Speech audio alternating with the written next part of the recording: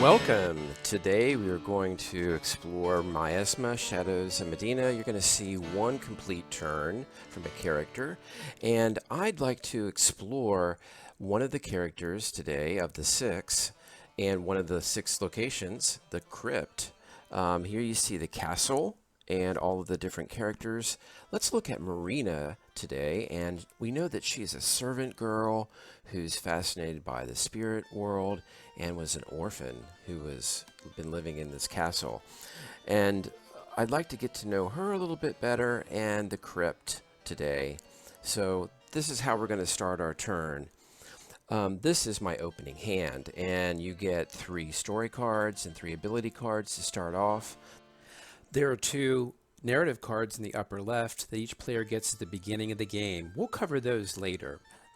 The first step of the turn are events with their simultaneous reveal, but those won't start until we have developed characters. So we'll move right on to really step 2, which is taking actions.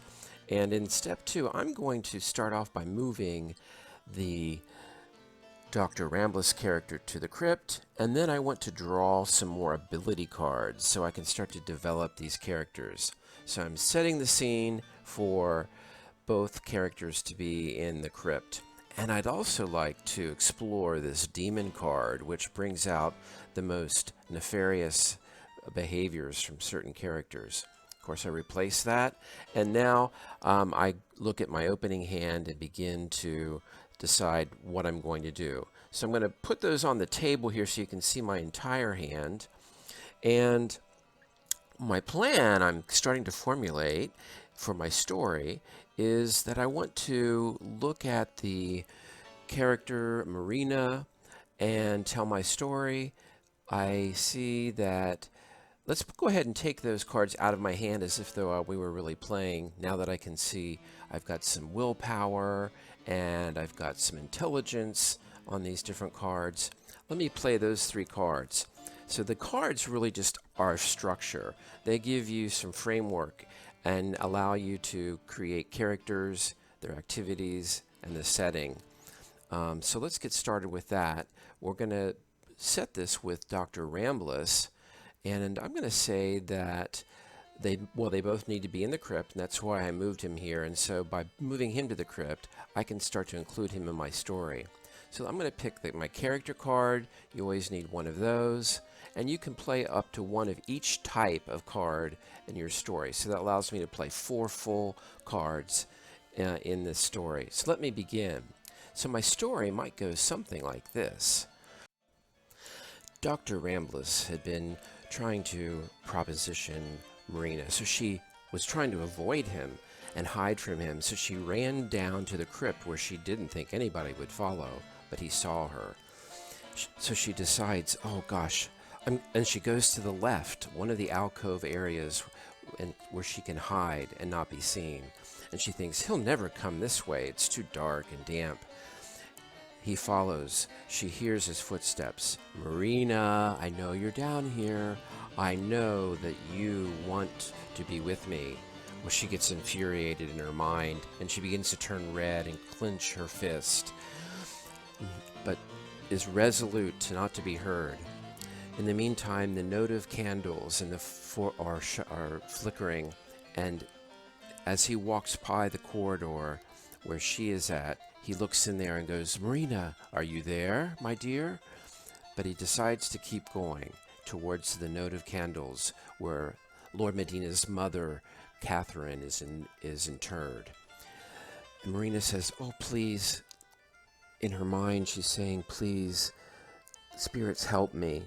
And as soon as she finishes that thought, a very chilling cold breeze, like icy fingertips, start to flow through the entire crypt.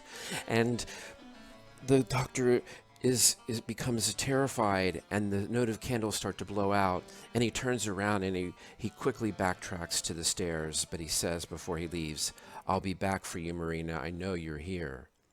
So that's my story.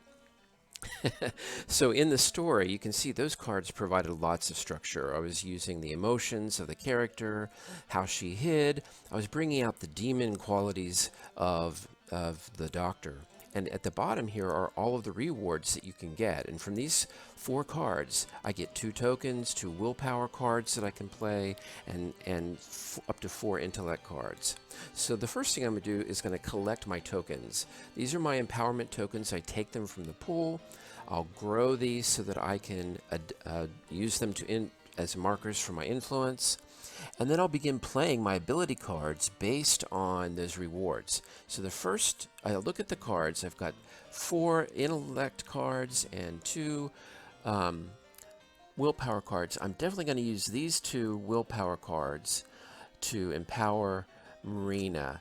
And so I'm going to take those 2 cards and I'm going to go ahead and give those to her right now. So that would be me playing my ability cards. And as you can see, I just align those to her abilities, and now she has 2 ability cards whose values are 3 and 2 or 5. So she has 2 ability cards, and she can start going on quests and other things. I also have these intellect cards, and I'm going to decide to split those up. I got those from the crypt and the activity, and I'm going to go ahead and put my marker, my influence token, on those 2, and I'm going to give the higher value intelligence to Marina. I think she's a much more intelligent lady than that old lecherous doctor, so I gave her 1, and now I'll give the doctor. I mean, after all, he's supposed to be a doctor, so he's got some intelligence, and even though it's misplaced.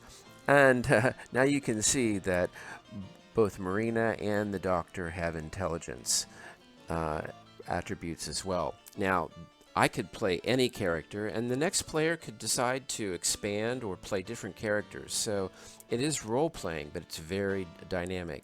As you can see, I own the majority of those character abilities, so I'm now her spirit guide and his spirit guide. But that can change, and that's the fun part of the game when you collaborate with other folks. So now, if we were playing competitively, I could sum these cards up. That would be 9, and that would be 9 experience points. And I also get experience points at the end of the game for any development I've done of characters. But I'm going to go ahead and just clean these used story cards up and put them in my own personal discard pile.